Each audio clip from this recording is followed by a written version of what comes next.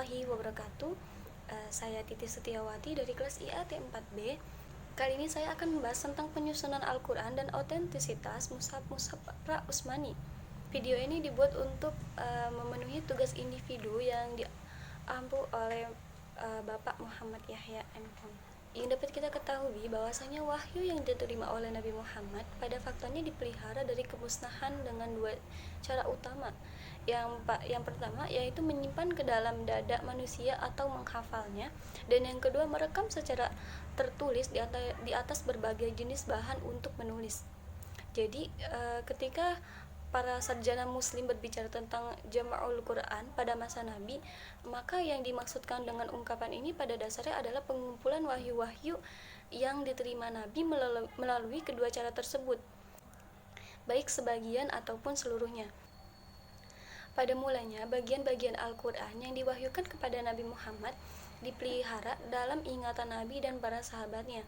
Tradisi hafalan yang kuat di kalangan masyarakat Arab telah memungkinkan terpeliharanya Al-Quran dalam cara semacam itu. Jadi setelah menerima wahyu, Nabi diperintahkan untuk menyampaikannya kepada para pengikutnya, kemudian menghafalnya. Sejumlah hadis menjelaskan berbagai upaya Nabi dalam merangsang penghafalan wahyu-wahyu yang telah diterimanya. Salah satu di antaranya adalah yang diriwayatkan oleh Utsman bin Affan bahwa Rasulullah Shallallahu Alaihi Wasallam pernah bersabda, yang terbaik di antara kamu adalah mereka yang mempelajari Al-Quran dan mengajarkannya. Di sini kita perlu memperhatikan kata pengumpulan ya, bukan penulisan. Al-Qurtubi menyebutkan catatan ini memberi isyarat akan kelangkaan buku tertentu yang memiliki ciri khas tersendiri. Sebenarnya kitab Al-Quran telah dituliskan seutuhnya sejak zaman Nabi Muhammad SAW. Hanya saja belum disatukan dan surat-surat yang ada juga masih belum tersusun ya. Penyusunan Al-Quran dalam satu jilid utama boleh jadi menjadi suatu tantangan karena nasikh mansukh yang muncul kemudian dan perubahan ketentuan hukum maupun kata-kata dalam ayat tertentu memerlukan penyertaan ayat lain secara tepat. Hilangnya satu format halaman akan sangat merendahkan penyertaan ayat-ayat yang baru serta surahnya karena wahyu tidak berhenti untuk beberapa saat sebelum Nabi Muhammad SAW wafat. Dengan wafatnya Nabi Muhammad berarti wahyu berakhir untuk selamanya. Tidak akan terdapat ayat lain, perubahan hukum serta penyusunan ulang. Ini berarti kondisi itu telah mapan dalam waktu yang tepat guna memulai penyatuan Al-Quran ke dalam satu jilid. Tidak ada keraguan yang dirasakan dalam pengambilan keputusan dan kebijaksanaan, dan bahkan telah memaksa masyarakat mempercepat pelaksanaan tugas ini. Allah Subhanahu wa Ta'ala memberikan bimbingan para sahabat dalam memberikan pelayanan terhadap Al-Quran sebagaimana mestinya memenuhi janji pemeliharaan selamanya terhadap kitabnya. Teori paling populer di kalangan ortodoksi Islam tentang pengumpulan pertama Al-Quran secara tertulis adalah bahwa upaya semacam ini resmi baru dilakukan pada masa kekhalifahan Abu Bakar As-Siddiq. Sebelumnya, Al-Quran belum terhimpun dalam satu mushaf. Riwayat-riwayat tentang pengumpulan Al-Quran sebelum masa Abu Bakar selalu ditafsirkan sebagai pengumpulan ke dalam dada manusia atau penghafalannya untuk membela dan menjamin keabsahan teori ini. Tentang pengumpulan Al-Quran pada masa pemerintahan Abu Bakar, ada sejumlah riwayat yang saling bertolak belakang. Riwayat-riwayat ini dapat dikelompokkan ke dalam dua kategori utama, versi mayoritas dan versi minoritas. Riwayat-riwayat versi mayoritas sekalipun tersebar luas hanya memiliki sedikit perubahan yang tidak substansial dalam kandungannya. Salah satunya adalah yang diriwayatkan oleh Bukhari, yang dimana berbunyi, Zaid ibnu Thabit, ia berkata, Abu Bakar memberitahukan kepadaku tentang orang yang gugur dalam pertempuran Yamamah, sementara Umar berada di sisinya. Abu Bakar berkata, Umar telah datang kepadaku menceritakan bahwa peperangan Yamamah telah mengakibatkan gugurnya banyak penghafal Al-Quran, dan aku mengkhawatirkan akan bergugurannya pula para penghafal lainnya dalam peperangan lainnya, sehingga mungkin banyak bagian Al-Quran akan hilang. Umar meminta agar aku memerintahkan untuk mengumpulkan Al-Quran. Lalu aku katakan kepada Umar, bagaimana mungkin aku melakukan sesuatu yang tidak pernah dilakukan oleh Rasulullah? Umar berkata, Ini merupakan hal yang baik. Umar senantiasa mendesak aku untuk melakukan hal tersebut sampai pada akhirnya Allah melapangkan hatiku dan aku pahami maksud Umar. Selanjutnya Zaid berkata, kemudian Abu Bakar berkata kepadaku, sesungguhnya kamu adalah pemuda yang cekatan dan aku tidak meragukan kemampuanmu. Kamu dulu adalah penulis wahyu untuk Rasulullah, kini telusurilah jejak Al-Quran dan kumpulkanlah ke dalam satu mushaf. Zaid berkata, demi Allah, seandainya aku disuruh memindahkan gunung, maka pekerjaan ini tidak lebih berat dari perintah mengumpulkan Al-Quran. Lalu aku berkata, kenapa Anda berdua, Abu Bakar dan Umar, melakukan sesuatu yang tidak pernah dilakukan oleh Rasulullah? Maka Abu Bakar menjawab, demi Allah, itu pekerjaan yang baik. Supaya Allah melapangkan hatiku sebagaimana dilapangkannya hati Abu Bakar dan Umar. Aku lalu mencari Al-Quran yang tertulis di pelepah-pelepah kurma, batu-batu tulis. Berbeda dengan versi mayoritas, versi minoritas yang membias tidak memiliki kesatuan pandangan tentang pribadi-pribadi yang bergulat dan terkait secara langsung atau tidak langsung dengan pengumpulan Al-Quran. Dan sejumlah riwayat terpencil yang mengemukakan Ali ibnu Abi Thalib dan Salim ibnu Maqil sebagai pengumpul pertama Al-Quran.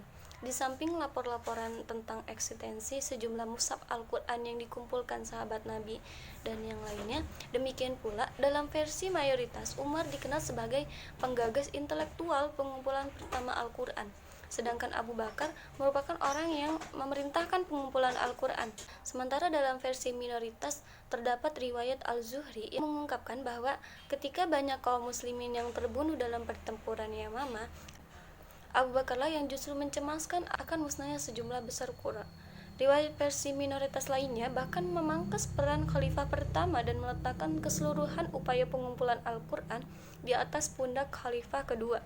Dalam riwayat ini dikisahkan bahwa suatu ketika Umar bertanya tentang suatu bagian Al-Quran dan dikatakan bahwa bagian tersebut berada pada seseorang yang tewas dalam pertempuran Yamamah.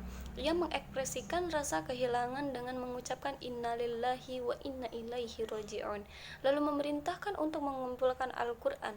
Umar adalah orang yang pertama mengumpulkan Al-Quran ke dalam mushaf. Di sini secara implisit disebutkan bahwa baik proses awal maupun proses akhir pengumpulan Al-Quran berlangsung pada masa pemerintahan Umar.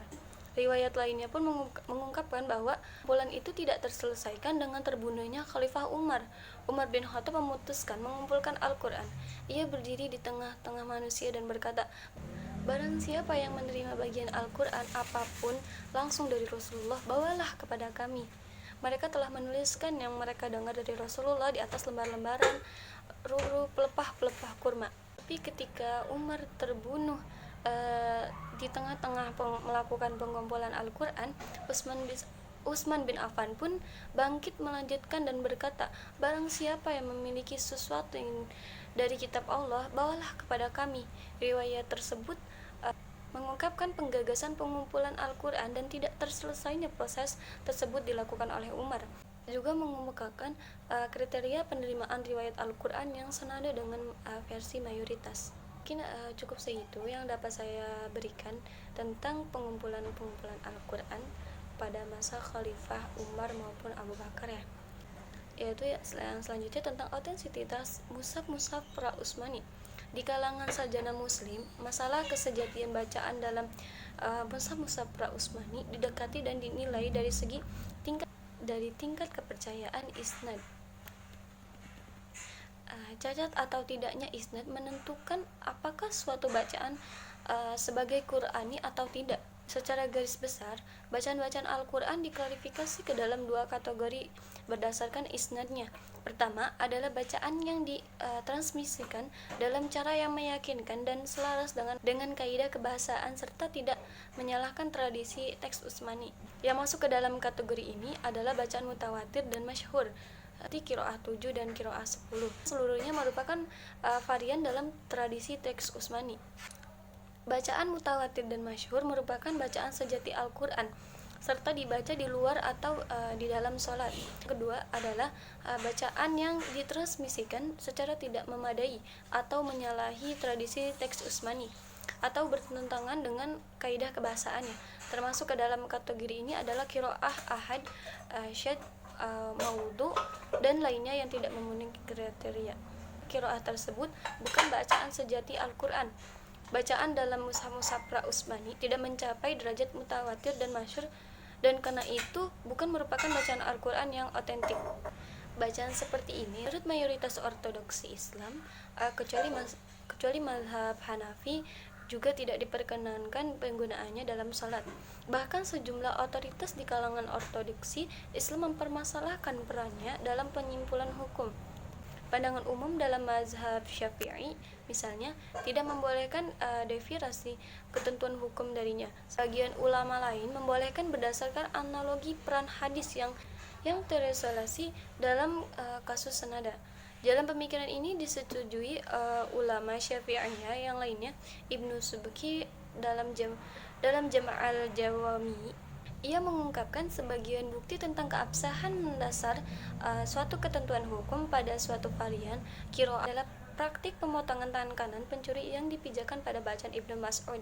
Sehubungan dengan aransemen surat-surat dalam mushaf-mushaf pra-Utsmani yang sangat beragam, telah dikemukakan skeptisisme para sarjana baligh yang memiliki otoritas dalam kajian Al-Quran. Pada umumnya mereka memandang surat-surat tersebut sebagai rekayasa belaka yang sangat tergantung kepada aransemen surat mushaf Utsmaniyah.